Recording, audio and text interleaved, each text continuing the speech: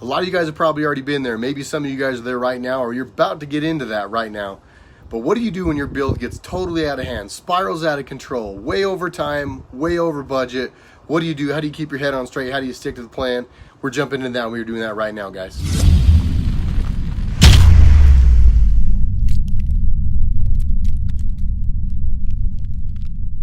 Welcome back to the channel, everybody. This is your first time on the channel. My name is Jared. This is RedRacer Video. I am a car vlogger. I have been in the auto industry since I was 18 years old, basically. I'm not going to tell you guys how old I am now, but I've been in the business a long time. I own a 2016 1SS twin turbo Camaro named Lola. We have been through hell and back with this car, and we make a lot of cool videos around this place. I like to do a little bit of racing. I like to make videos where I just geek out on you guys and we go back and forth on some of the intellectual stuff, some of the nerdy side of stuff. That sounds like something you guys would be into. Please, guys, go down and hit the like button. Be sure you hit the subscribe button, and then also make sure you hit the bell next to subscribe. That way you guys will get notifications when we have new videos.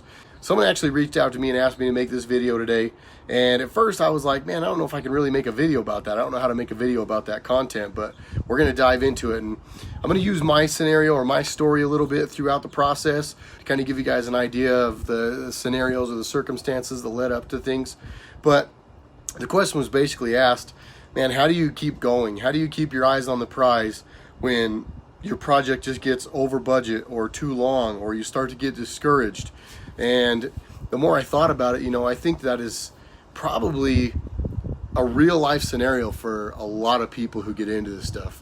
You get online, you get on the Camaro forums, or you get on the Facebook pages, and I think a lot of people just want to get on there and talk about their dyno numbers or talk about how cool their car is or how much they love their car, which I totally understand. We put a lot of money in these things, it's an extension of who we are. We love our cars, and the last thing we want to do is get online and talk bad about them. So I think what happens in a lot of cases, and honestly, is that a lot of people just aren't totally honest with you about their scenario or about their circumstance or about their project. So getting back to what the subject of today's video is going to be about, how do you keep your head on straight? How do you keep your eyes on the prize? How do you stick to the plan?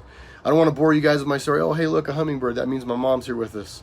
I got a hummingbird feeder in my backyard, and there's always hummingbirds out here. And my mom was a huge hummingbird fan. I always bought her hummingbird stuff.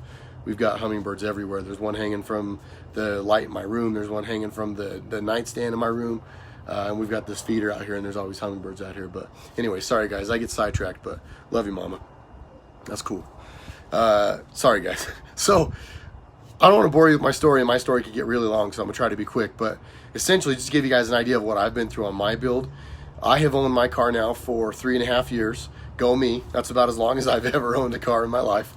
But it has been a long 3.5 years. Truthfully, the car has been down for probably 1.5 to 2 years out of those 3 years. It was kind of a running joke online, and a couple people even called me on it, and that's fine. But they were like, man, your car's always broke. And that's honestly the case. I mean, there's no denying the fact that, my car was a challenge. It was very problematic through the process. We kind of pioneered bottom mount twin turbos on my 6th gen Camaro, so there was a lot of that caused us problems.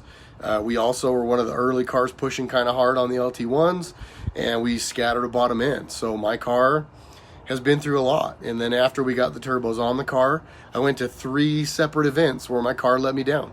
Didn't make it through the end of the events, and the car had to be towed home 3 different times. Each time then the car went and sat, and I don't necessarily agree with the fact that it sat around in between those times, but that's a whole nother video, a whole nother story that I probably honestly will never make. Just out of respect for some of the people that I really care about that were involved in the build. But I have put up with a lot on my build, a lot. And guys, honestly, it's like anything else in life. And I don't want to minimize it, because I know that a lot of people that go through this, I know the heartache you guys feel. I know the anguish you guys feel. I know the pressure that your wives put on you or your significant others put on you. I know what it looks like to the outside world when your car is just a big turd for a long period of time. And, these are big financial investments. We put our heart and our soul into these cars, and it is really hard to deal with when they're not doing the things we want them to do. We go into these things, and on paper we're like, okay, I want X amount of power, I'm going to put this power adder on, or I'm going to run this cam, or I'm going to do this, this, and this. And we all geek out on this stuff for hours on hours upon hours going into it, never really having a contingency plan for, okay, my car is going to scatter an engine on this day, and then my car is going to melt down on this day, and then I'm going to lose brakes racing a GT3 through a canyon in Colorado on this day, and then it's going to let me down again on this day. You know, those are just things that we don't think about or don't consider.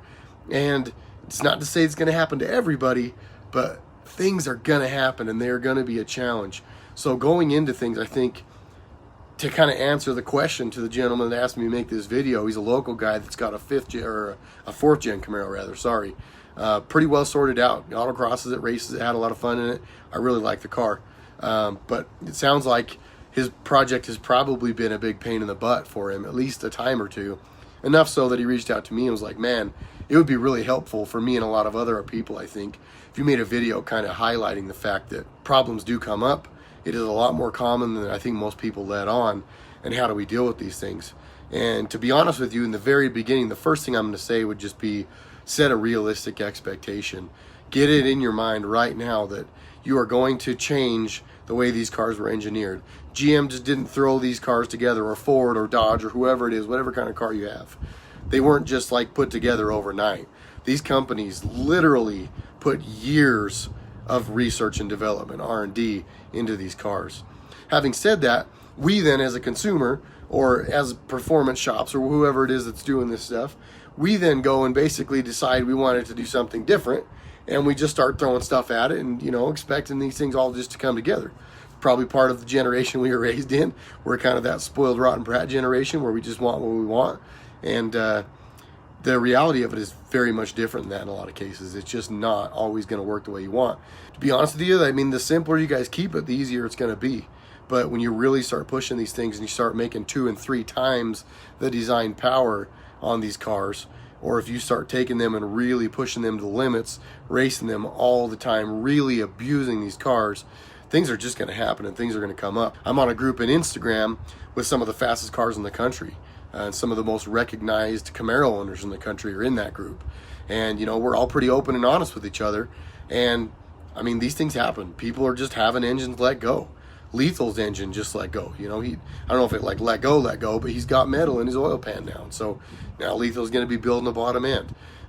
You know, a lot of the guys out there have just found out the hard way that it's kind of just part of the game. Going back to the setting expectations thing, guys, this stuff is going to be problematic. It's not to say that 100% of the time it's going to be problematic, but it's going to be problematic. You are going to run into stuff. But it's like anything else in life. No risk it, no biscuit. If this stuff was easy, everybody would be doing it. If it was easy to make a one-of-a-kind car, everybody would do it, and then you wouldn't have a one-of-a-kind car. So to me, and this kind of goes into like my YouTube journey too, this stuff takes a lot more work and effort than I ever imagined. Growing the channel has taken a lot longer than I ever imagined. But with each video that I put out that doesn't maybe perform the way that I want it to, sometimes they surprise me and do well, sometimes they don't do well. But it's all part of the journey, guys. Try to remember that with everything that you go through, with everything that happens to you on your build, it is all part of the journey. And to be honest with you, the harder it gets, the more you're going to appreciate the end result. If it was simple, I just don't think you'd appreciate it all. I really don't. And again, everybody would be doing the same thing you're doing. So the harder you push, guys, the harder it's going to be. And the more complicated you make the build, the more complicated the build's going to be. But keep your eyes on the prize. Try to remember all the way through it. Remember the way you felt in the very beginning. And this is true for building a car, for building a YouTube channel, for marriages, for raising kids. Remember the good times. Because the bad times, sadly enough, the bad times are really what makes the good times valuable. And it's really what makes the good times worth it. You wouldn't enjoy it. You wouldn't get the satisfaction out of it if you didn't get kicked in the balls once in a while. If you guys are going to jump into a build and really make a world-class performing car and really make something special and something unique, it is going to come with headaches. It is going to come with challenges. But in my experience, those things have honestly turned into, I don't want to say that I've enjoyed those things, because, I mean, to be perfectly honest with you guys, the challenges we've had on my car has wrecked relationships. I mean, it's changed the landscape of my life. It has changed my circle of friends. Not everybody's a good fit. And through the process of these things, you're going to find out who your friends are. You're going to find out who the people who are really down for you are. You're going to find out what parts you can rely on. You're going to find out what shops you can rely on. You're going to find out what tuners you can rely on. There's a lot that I have learned through the process of building my car. And I'm really, really glad that I have. I have some amazing friends I would not have if it wasn't for my car. So try to remember those things. Try to remember that this is more than a car.